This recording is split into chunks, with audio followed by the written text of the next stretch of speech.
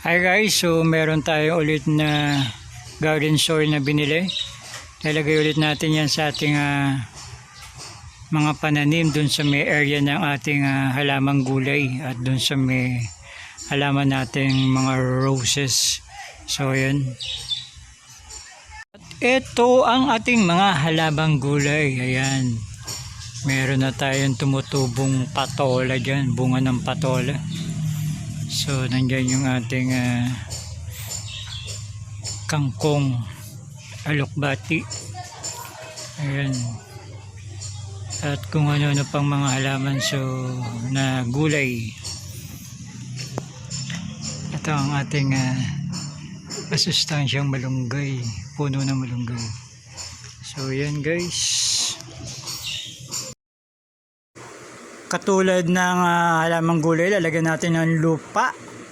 Ayan, yung garden soil para lalong maging mayabong at masigla ang ating mga halamang gulay at pati na rin ang ating halamang rosas.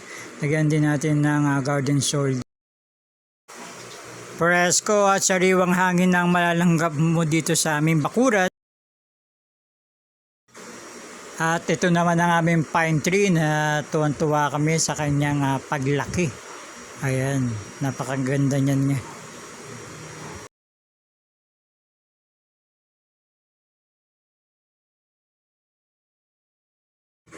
So ayun guys, nakapasyal ulit tayo sa aming bakuran at nakapag-relax na naman kasama ng ating mga halaman.